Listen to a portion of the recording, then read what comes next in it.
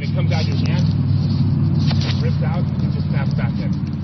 And that's all that is. But that doesn't have anything to do with how much the disc is spinning. Okay. I haven't seen the snap hurt or help. It just seems to be this grip will make a snap sound and a slightly different grip won't. But that's not. But so when you talk about snap, you're doing like that. The towel analogy, they're talking about like pulling in a straight line. Mm-hmm. That applies to lots of the forearm. I don't think it applies to the backhand because with a towel, you're pulling back. With the backhand, you want to follow through all the way through. I think of it more like pulling the angle's wrong. Mm-hmm. But if you were to pull a lawnmower, if you were to pull a cord on a lawnmower, you wouldn't go out here. You wouldn't go like this. You pull in a straight line. So that's more like that for analogies. Okay. I give that makes sense. Long answers. Yeah.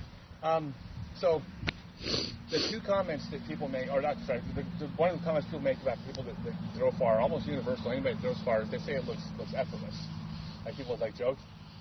It's not effortless. Like, I mean, I put everything into that. But the reason why it looks effortless is because you don't want to, this is one of two really important tips, and this is the first one, is you don't want to put effort into the throw, real effort, until the moment where this is accelerating. That means on the throw, everything is completely relaxed, 100% relaxed until this. Right there is where the throw starts. From here to there, I'm putting everything into it. I'm going to put everything into it. But up to that moment, it walks up. So it looks like it's real casual, but it's not. And the analogy for that is in golf. In golf, it's not about, it's about relaxed to here. I'm not a golfer, but this is what I've been told. It's about you're relaxed up to here, but from here to here, the pros they're putting everything into it.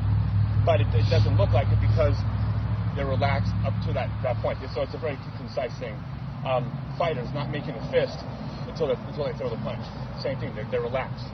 So it's the same analogy. It looks effortless. It's not, but you want to stay relaxed all the way through.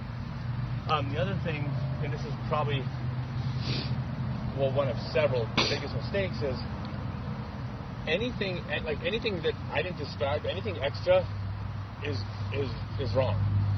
Anything extraneous, anything that's unnecessary for the throw will hurt your ability to aim. Basically, aiming is all about timing. If I release early, I'm going left. If I release late, I'm going right. It's all about the timing of the release, right? I mean, it's angle and speed, but aiming is about timing. And anything you add to your throw that's not necessary is something you have to incorporate into your timing. It's one more thing you have to get right. The best example is the double clutch. It's real common, which you'll see players do, which is like something like,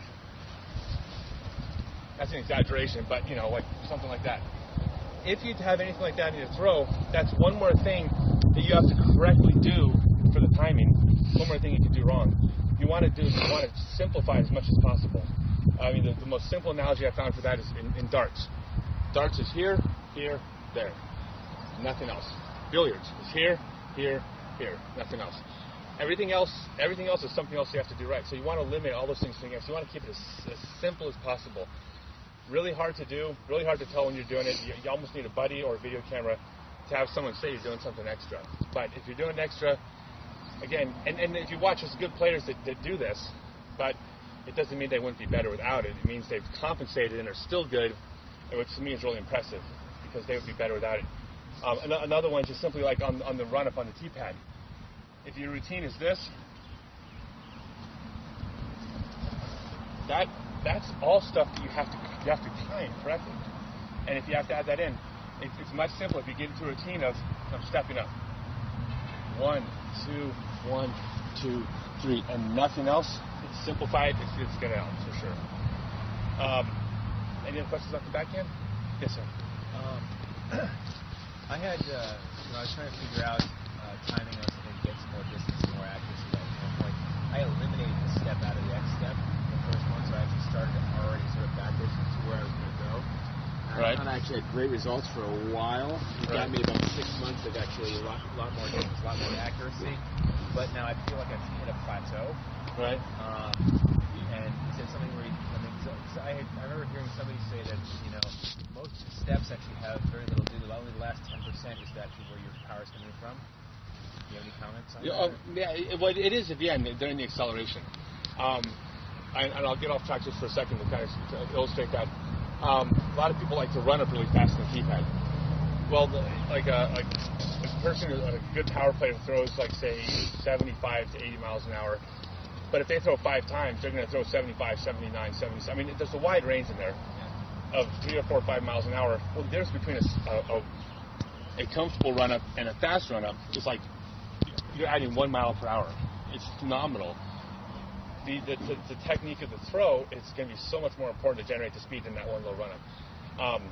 I was going somewhere with this. So when you talk about, God, I had a brilliant point. It just lost me. You were talking about the extra things adding to run it back in.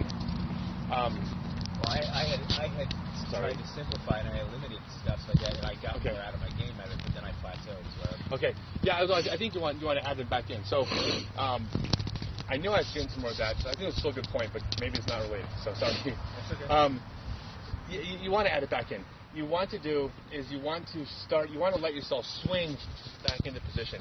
When you're reaching back, you want extension. If you try to start back there, you're not going to get as far as if you swing back there. And if you start back there, pulling back there, then you're using muscles going the wrong direction, then you're having to transfer. If you casually get back into position, you're going to allow yourself to extend further. Simplifying things can help, but you want to incorporate those things back in for sure. The only thing I would say is that like when you add stuff back in, and this goes for everything, is as I like to say, you take a step backwards for every 2 you take forward. So when you try to incorporate that back in, you say, okay, I'm going to add another step to the X step. You're going to play worse today, tomorrow, next week maybe. But if you do these things, about time you showed up. You need me to start over, Mr. Puff? I believe you want to put those things back in.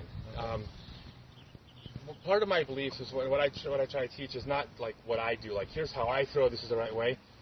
I tend to look at the pool of players is so large. There's 7 million disc golfers now in the U.S. It's insane, and the pool of players is so large that the right techniques I believe, have risen to the top. Most of the bad techniques, the anomalies that people could get away with in the 70s when no one played, have weeded themselves out. So I tend to think when everybody's doing those steps, that has to be right. Right. Even if I didn't agree with it, I would have to give the nod and say that's right. So I'd say try to work it back in. Okay. It's a really long answer again. Sorry. Any other questions about the back end? Okay, I got good stuff on the side. Yes.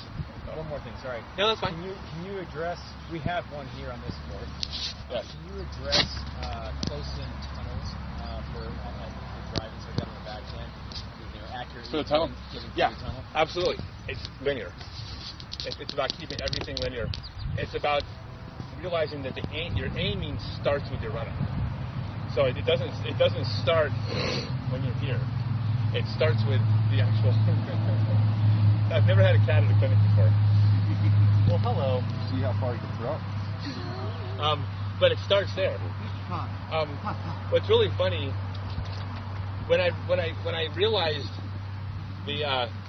about the pointing, pointing where you're going. When it finally clicked with me was because I was realizing, like, you guys have probably all had the experience of playing doubles, and your partner steps up, right?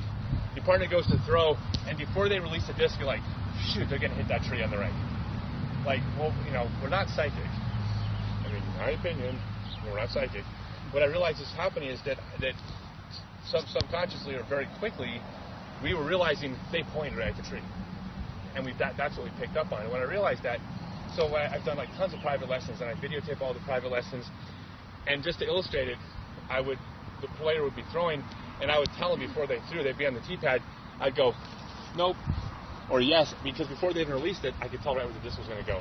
Not because of knowledge, just because they were pointing at it. So in the answer to the tunnels, it's the same thing. I bet if you play, and you play with your buddies, and you throw, if you hit the tree to the right, I bet if you ask them, they'll say, if they were looking for it, that yeah, you were pointing there, or you're running up in that direction, or something. So that's where aiming starts. So aiming starts on the run up, and then it starts pulling the disc back, and then pointing where you're going. Doesn't mean it's perfect. You're still going to miss, but you'll miss less. Okay. Yes. When you're pulling the disc back, do you have your eyes on the disc, or are you trying to keep your eyes towards? No, I don't even. Actually, I just kind of try to blank everything out. Well, as soon as you turn it back, it's just muscle memory. As soon as you turn your back on it, you just kind of have to trust that it's going to be there when you get back. It's one of the challenging things for new players because you want to look where you're throwing. But if you look, the reason you can't look is because to reach back, if I'm trying to throw this direction, if my head's forward, I can only be here. When I turn my head, that's where the disc is going. That extra distance is where the power comes from, the extra power. So I don't look at anything. I just turn my back. I'm not sure what I just kind of blank out. But yeah, you're definitely not looking at the target. It's, halfway through the throw, the target to lose your head. On the backhand. Okay, so I got good stuff on the sideline. So the most important thing, if there's one most important thing I'm going to talk about today, it isn't at all about how to throw. It's about that you have to have a sidearm. And you don't have to do anything, but to be competitive, especially at the highest level, or at any level, having the sidearm is just a huge disadvantage. And the reason is like most of us know, is that if you're right-handed, it's easier to make a shot go left. Overstable disc go left. When it runs out of spin, it falls left. I mean, it's natural. To make a shot go to the right with the backhand, you got to actually be very precise. You got to get the right angle. If it's too much, it rolls. Not enough, it fades out. So you got to be really, there's a small margin for error with the turnover shot. Well, when you throw a sidearm and you reverse the spin, all of a sudden it's a mirror image. All the holes that go to the right become the easier shot. And if you always have the easier shot on every single hole, you have this huge advantage over players that don't. This is one of the things when I was touring. I just took 13 years off in 2001, and when I was playing, you didn't have to have a sidearm because no one else had a sidearm. I was the only guy with a sidearm, but you could get away with it. Now, everyone's got a sidearm, you can't get away with it anymore. So you have to learn a sidearm. And the whole taking one step backwards to take two forward. If you're new to a sidearm, the turnover shot's going to be better today, but if you force yourself to learn the sidearm will catch up to your turnover shots in time, I promise. But it'll just take a little while. So, starting with the grip, you want to have two fingers supporting the rim of the disc. That's the most important thing. It could be one finger here and the middle finger on top of it. It could be middle finger and index finger on top of it. I mean, the fingers they're not both touching the rim, but one's touching the rim, one's supporting. But either way, both fingers are supporting the rim. And it's important because when you accelerate, one finger just doesn't offer as much resistance as two fingers. You want two fingers to support the disc as you're pushing it through. Thumb, same thing. Take it in, slide it forward. I like the pin right above my second knuckle, but not because the knuckle. That's where the wing of the disc is. The run-up on the sidearm comes down to 3 steps, and it's going to seem silly, but I'll demonstrate. There's a reason why I'm demonstrating. So the steps are 1, 2, 3. Seems really obvious, but it's not, because one of the two biggest mistakes players make with the sidearm is they turn 90 degrees from the target. And I understand why, because it's natural to think frisbee, if I'm throwing this way, 90 degrees. So players line up their sidearm to throw this direction. They line up like this, right? They're gonna pull across their body 90 degrees. That's wrong. I think of a shortstop in baseball. If they need to get the ball to first base with velocity, they're not going to pick up the ball and go across their body. They're not going to generate anything. They're going to come here. So you want to think about the sidearm as forward and forget about the whole sidearm thing. So you want to start forward. Now you're going to rotate your hips and back, but you want to start forward and you want to end forward. So the 3 steps. The first is you want to take the disc and you want to, again, set in front of you at the point of release. Set the angle of release as well. The second step, the slingshot technique, I've never seen effective with the sidearm. There's 2 ways to get the disc back. The first is, and this will happen on your second step, is to let the disc fall down like this. It's also equally effective to come over the top like this. This is where I have not seen one over the other with these large groups of people. They're both used and effective. So I believe both of them are okay. So either way, down or above on the second step. Now, I'm going to pause for a second and explain why the sidearm is difficult. The faster a disc flies, the more spin it needs relative to how fast it's going. The faster it's going, the more spin it needs. With the backhand, the spin happens automatically. You don't even have to think about it. That's why this is frisbee. When you think of frisbee, that's frisbee. That's because the spin happens automatically. The reason sidearms are more difficult is because with the sidearm, you actually have to purposely generate the spin relative to the speed. And the way you can tell if it has enough spin is if the disc is flying through the majority of its flight with wobble, it doesn't have enough spin. If it's spinning, the faster it's spinning gyroscopically, it's going to stabilize and it's going to fly straight. So you have to put the spin in the disc. So everything from this moment forward is going to be about putting spin on the disc. Once you get the disc to spin, you can add the speed much easier. So you're going to add speed, but spin's going to come first. So there's 4 ways that this is going to happen. First is your hips are going to be used, but they're going to be used like a spring, not like a hinge. Okay, this is the same thing. If I started sideways and then I turned, that would be like a hinge. But instead, I'm forward. During the backswing, my hips are going to rotate, but I'm trying to keep them forward, but the backswing is what pulled them off, but then I'm going to snap forward again. So again, the hips are going to be like a spring, not like a hinge. Second thing you want to do, and this is all completely opposite of the backhand, just to confuse you. You want to take your wrist and you want to cock it all the way back. So the wrist is going to be used like a hinge and not like a spring. It's the opposite. That's because spin is so important, you want to be able to use your wrist to be generating spin in the disc like this. The third thing, and this is the biggest mistake technique-wise in disc golf that I still read all the time. If you've read it, people say keep your elbow close to your body on the sidearm. If you've read that, that's absolutely completely wrong. If you keep your elbow close to your body in the sidearm, I call it rexing. I think of like a Tyrannosaurus Rex, like with his stupid arms. Like if a T-Rex tried to play disc golf, it would throw its sidearm like that, right? Well, I see players do that. They throw the sidearm like that, and I cringe because they've read some pros say that's how you do it. So they're doing it right, but from what they were told, but it's wrong. Forget about keeping your elbow close to your body. Instead, think about leading with your elbow. So what's going to happen is you're going to come back here. Your elbow's nowhere near your body, so it's way back here, on this part of the throw, but then get your elbow out in front of you and lead with your elbow. So what's important is just that the elbow is going to come first, and then during the throw, it's going to leave your body again. So it's going to cross close to your body. So it's going to pass near your body, but don't keep it near your body. It starts back here, lead with the elbow, and then out in front of you. And the fourth thing, this is the towel analogy, is you want to reduce the follow-through in the sidearm. So I think of snapping a towel. If you were to take a towel and do this, nothing happens, right? If you take a towel and do that, right, that's where the towel will snap at the end. This is what you want to do with the sidearm. So there's 4 things. So keeping forward, cock your wrist, lead with your elbow, and reduce the follow-through. And that's how you get the spin in the disc. Once you do that, you can begin to add more follow-through, and once you have the spin, you can add more speed. Follow-through will add more speed. That's why you follow through and you throw a ball or anything else. But you want to start with the spin, then add the follow-through. Any questions about the sidearm? Yeah. Yeah. Now I was told when you're doing the sidearm, you're making the disc spin toward, like away from you, versus if you're throwing regular, it's putting a different spin on it. So is that true?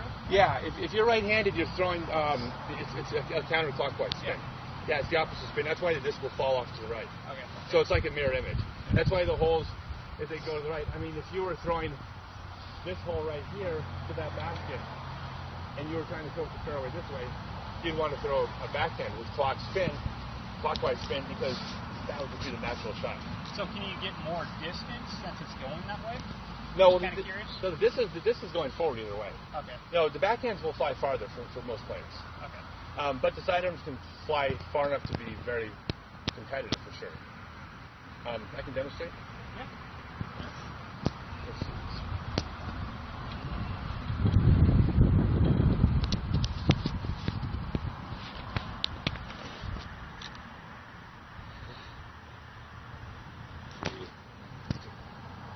Black.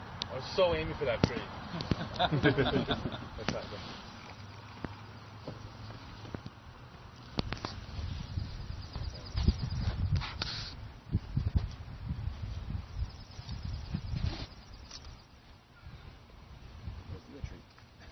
I was aiming for that tree this time. See, I got all these trees. Oh, yeah, no. yourself when you prune. Yes, you're welcome. So they didn't aim that well, but any questions about the sidearm? Do you use the same drivers when you're throwing forehanded backhand? Yes, that is one of the biggest questions. People ask to say, like, well, they go, what's your sidearm disc? That's the exact same question as saying, what's your backhand disc? We don't have a backhand disc, we got a backflow disc, right? Because they all do different things. Well, so the same thing, you take a mirror image of a hole, you would need, in theory, just as many discs to do this many different things for the backhand. So every disc in my bag, I throw backhand and sidearm. I have a preferred disc on a wide open shot, but then I have a preferred backhand disc for the wide open shot too. But you don't want to limit yourself to one disc. You want to be able to throw everything in your bag different ways. Now, one area that I'm improving on, but I'm not as good as I want to be, is the mid-range discs. I'm trying to catch up. Jeremy Colling, who I believe has the best sidearm in probably ever, throws a mid-range disc better than me, which I think makes me mad. But we throw the highs, it's about equal. But I think he's a better sidearmer than me because he can throw a mid-range disc. So on the mid-range, do you want to, like you're saying, use less power? Because I have the same problem. When I throw my mid-range forehand, it's going the opposite way, and I'm thinking that I'm throwing it too hard. No, the disc, when it doesn't have enough, it's not that it's too hard, it's that it doesn't have enough spin relative to how hard it's going. Okay. If you had more spin on it, it would fly straight. So it's not the disc. So a mid-range disc thrown at medium speed. Jeremy would have done it better. Although I beat him this weekend. First time. So yeah, I beat him this weekend for the first time. So like I'm 1 in 12. His first time since he was in diapers. Yeah. Okay, you saw that. But it has to do with that. So what happens is that when the drivers are more forgiving. So when you're brand new, since they turn right anyways, even if they don't have enough spin and they're wobbling, they still tend to go off to the right where you want them. So they compensate for the flex you're talking about, right? Yeah. Okay, They come back. They'll mid-ranges are they'll more compensate stout. for it. Mid-range you have to actually throw right. If I threw this and it wobbled, it would just turn over and just roll. Yeah. So, but then as your skill improves, you want to incorporate those things back in. This is why players that don't throw sidearms much have a sidearm disc. It's usually the most overstable disc in their bag. It's because no matter what they do, if they're right-handed, no matter what they do with it, it's going to go right. So they can kind of trust that it's going to go right, and it's not going to wind up over there somewhere. But that's compensating for the lack of skill. As you get the game, you want to start incorporating more and more distance into the game. I mean, just like anything else. I mean, if a shot is straight, if it's going through a tunnel, you don't want to throw a really overstable disc. You want to throw something that flies straight. That's harder to throw, but that's what you want to as you improve. That's what you want to work towards. Yes. So, what you just said, would you recommend practicing throwing with the mid-range so that you learn how to throw it right versus? Yeah, I'll use this analogy with the putting, but if I was in the USSR 30 years ago and I was hand-picking 3-year-olds of talent and turning them into perfect disc golf machines, I would stick a mid-range disc in their hand until they were 12 years old. So, I mean, for like 10 years. And because a disc that flies straight, you have to learn how to do everything with it. If you want it to go left, you got to do the angle. If you want it to go to right. So, absolutely. I mean, if you can throw a mid-range disc sidearm, you can throw a driver piece of cake. But it's not the other way around. So yeah. So learning how to throw a straight flying disc is great. And this also goes back to the analogy that you don't pull it across your chest. If you throw straight flying discs and learn to throw them at different angles, then you could then incorporate different flight paths with the different angles also. Then you have a wider variety of angles to throw, which goes back to the mid-range if they fly straight. So that's what that. So I completely agree. So learn how to throw. Don't just try to get discs that'll throw it that way type of thing too. Yeah. I mean, if I was training somebody, I would have them throw all their hyzer shots with understable discs one day, and they would throw turnover shots with overstable discs and S-turn. If you have a course that's more fairly open, like if I played here, I would force myself one day to only throw hyzers. So I would make myself. Now, if you play courses like in the deep woods, this is not knocking the course, but if you play a course in the deep woods, it forces you left turn hole, right turn hole. But on a more open course, you have to actually force yourself to do that Or else you can get into a routine of, oh, I can just kind of throw this one shot every time. But for practicing, yeah, you want to learn every shot. Playing in the woods players can play on open courses. Open course players can't play in the woods. I mean, that's I just came back after 13 years and I went and spent the winter in North Carolina in the woods, which I'm pretty awful at. I was getting killed, but I was going there because that's where I felt that I would see the most improvement in my game, playing these wooded courses that force the shots. So, yeah, definitely. I got putting figured out. Like it took me 30 years. Yeah. No, I played for 20 years. I toured for 8 years. Every day, playing for a living for the last 8 years, and I'm a better putter now than when I was playing full time. And it's because, do you guys know who Jay Redding is? Yeti. I took a lesson from Jay Redding. I give him the nod every single time because I took a lesson from him, and so part of what I'm going to kind of spout off is just, I'm going to regurgitate what he's told me and act like I'm smart. But he basically taught me more about putting in an hour than I had learned in 20 years. So I give him the nod on this. But with the putting, there's so many different putting techniques. There's a lot of different ones that are effective. What I'm going to do with this is I'm just going to say, this is the analogy, if I was pulling a kid out and I was to raise him from scratch to be a disc golf machine, this is the technique I believe is the correct putting technique. Doesn't mean it's for everybody, but this is what I believe right. So, first is you want to grip with a fan grip, and the big trick here that people do, I believe, wrong is you want to put the bottom rim of the disc between the end of your finger and the first knuckle. So you want to rest the disc right in that spot, and the reason you want to rest it here is because you want to give the disc a pivot point to rotate off. Now this is important because the disc is going to spin, but when you putt correctly, you don't spin the disc. You're not going to actually apply any spin to disc whatsoever. All the spin of the disc is going to come from your hand coming to an abrupt stop, the disc leaving your hand, and then having no choice but to pivot off this spot. And I'll get to why this is important in a second. There's two main categories of putts. There's the push putt and the spin putt. The push putt is the one that uses the shoulders as the main hinge. This is the one where your elbow may be straight or bent, but it's locked in place, wrist locked in place, shoulder is the hinge, and the putt is like this, or the putt is like this. Nico LaCastro, Paul Macbeth, Barry Schultz, if you guys watch these guys in videos, Ken Kleinmo, push putts. The putts are coming from here. Ricky Wysocki. The second type of putt is the spin putt, and that spin putt is the one that uses the elbow and the wrist as the main hinges. Shoulder might get used a little bit, but it comes here. Simon Lazard is the best example of a spin putter. Anton, I forget his last name, but I believe that, in my opinion, the spin putt is going to go the way of the dinosaur eventually. I think the sport will evolve to a point where spin putting just kind of fades off. That's my belief. I was a spin putter for 20 years, and then I worked with Jay Redding, and Jay Redding convinced me I was wrong. I'll tell you why I believe the spin putt's wrong, so you don't have to take my word for it, but I believe this, to me, this makes perfect sense. So again, aiming is all about timing, right? It's about when you release the disc. If you were to throw a disc and I released a little bit early, it's going to go left. If I release a little bit late, it goes right.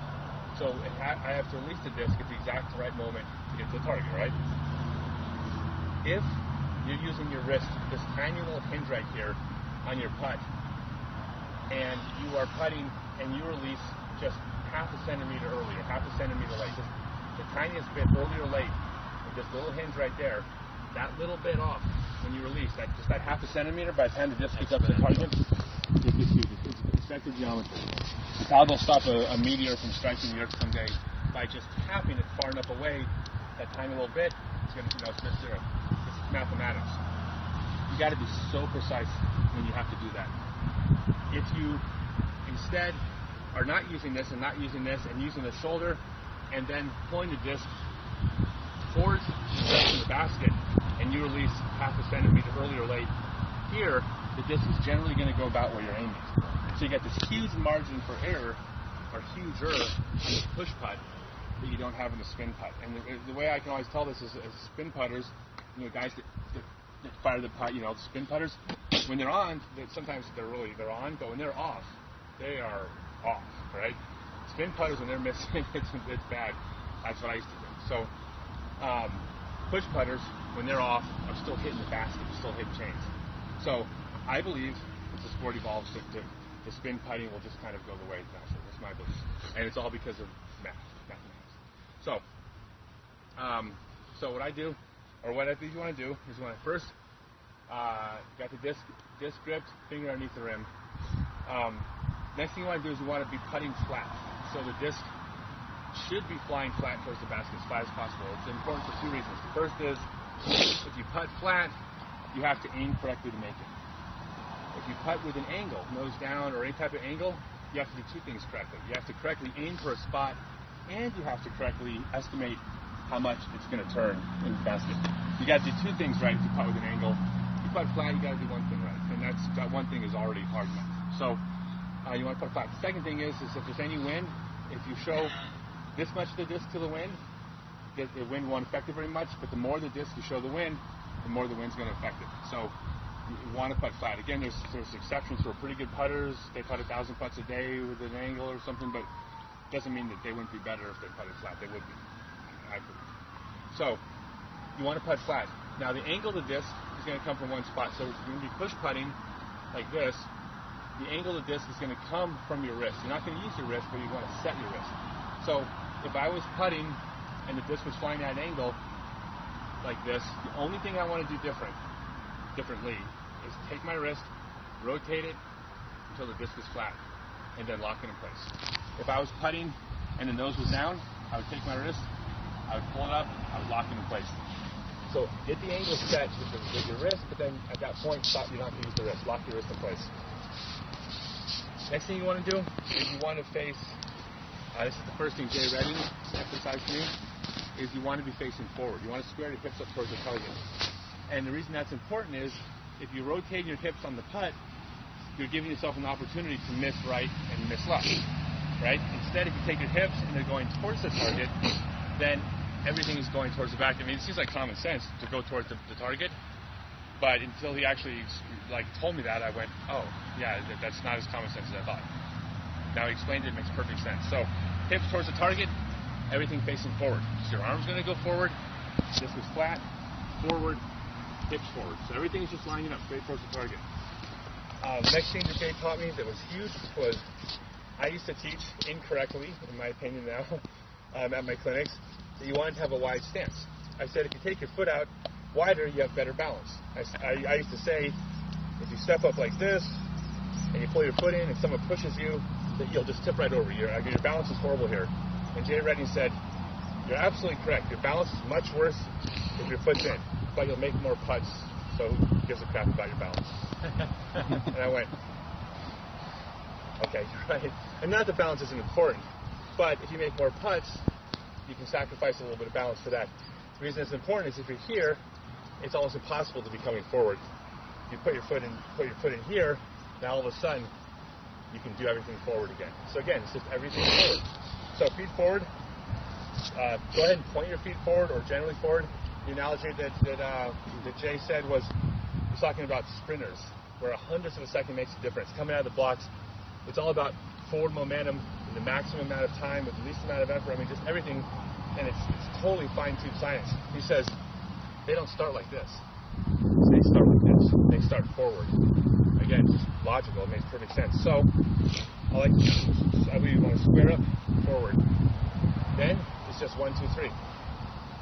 1, put the disc in front of you at the point of release. 2, down. 3, up. You're forward, you're back a little bit, and you're forward. But it's just 1, 2, 3. And it's as simple, not easy, but simple as darts. 1, 2, 3. Billiards. 1, 2, 3. Completely simplified. There's no extra motion, there's no extra anything. It's step up. 1, 2, 3. Last thing is the follow through. The follow through on the putt is never this, never this. The follow through on the putt should always be that. Get your disc hand out in front of you, forward, right towards the target and leave it out in front of you. I like to actually leave it there for a full second just to remind myself to do it. And I think about like basketball players. I used to think they were so cocky when they'd go through the shot and they'd hold their hand up there. Now I think there's actually some logic to it. It's a way maybe of making sure that you're staying squared.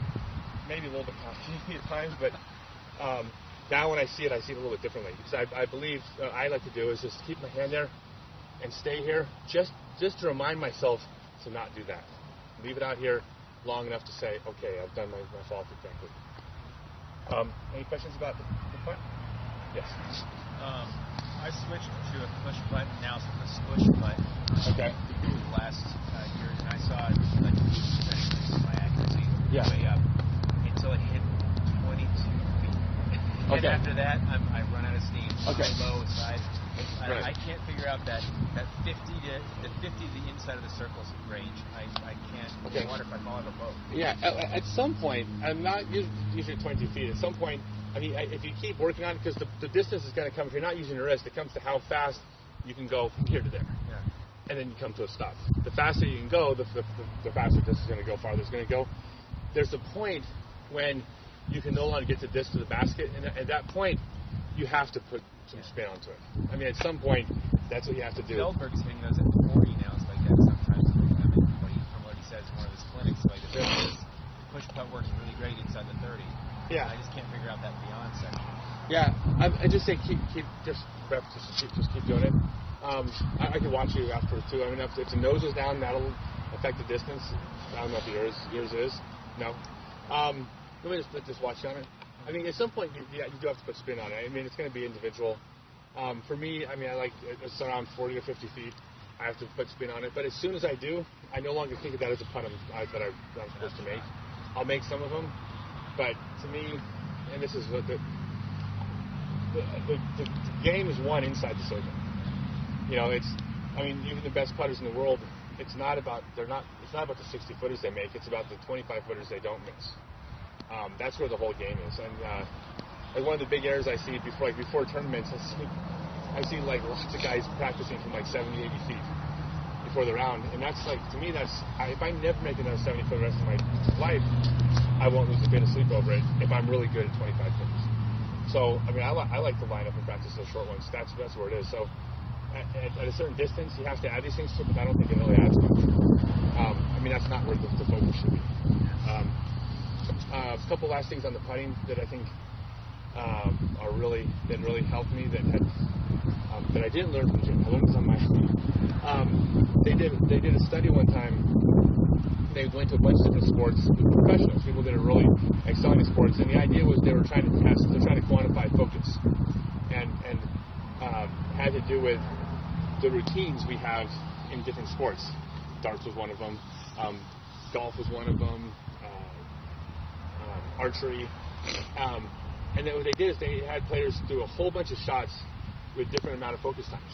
And it was a number of different players across a number of different sports. And so as the analogy would say with darts is if they stepped up and went, boom, they weren't as accurate as if they stepped up and took a second. They were more accurate if they stepped up and took 2 seconds. But at a point, if you focus too long, your focus comes in, your focus goes out again.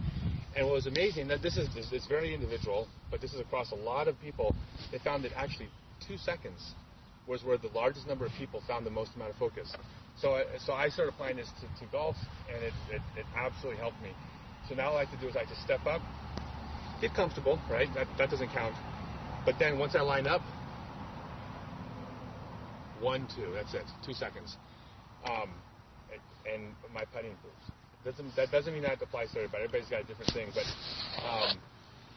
one of the things they didn't mention in the thing I read, but I think this has something to do with it, is that players don't.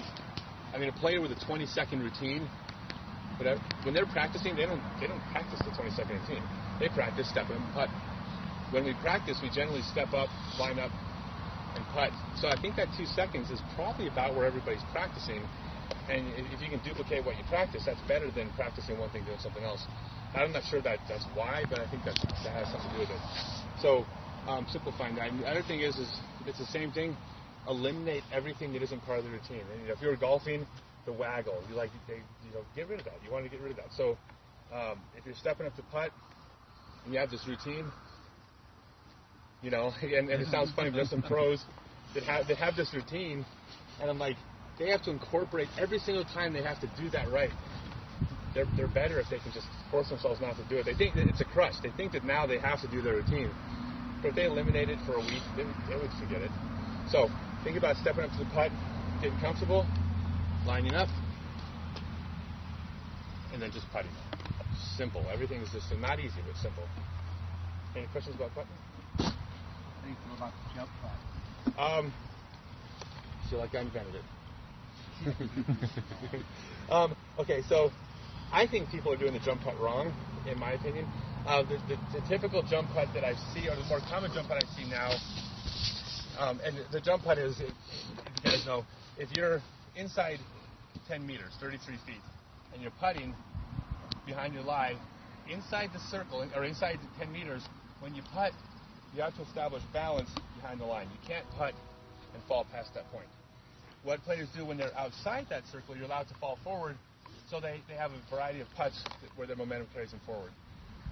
What I've seen players do, most common, this is the biggest thing that was weird when I came back, is that players would do their jump putts like this. They would line up behind their mini, and the jump putt was this.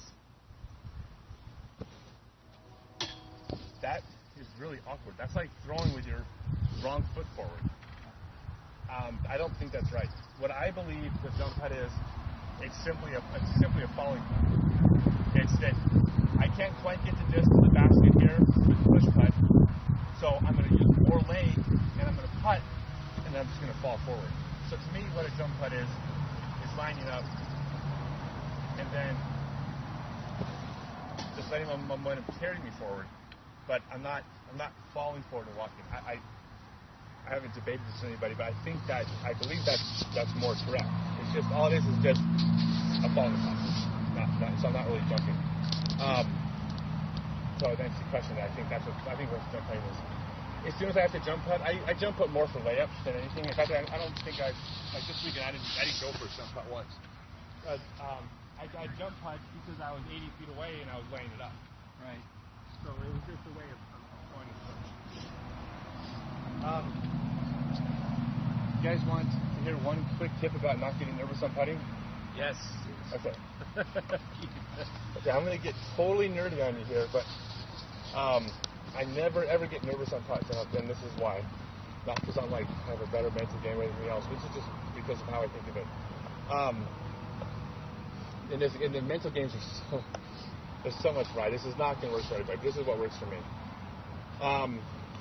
There's something in sports called the illusion of control. And the illusion of control is the belief that we actually have control over the outcome of our athletic endeavor. The example would be like if you're a free throw shooter. It's the belief that I could make myself make this shot.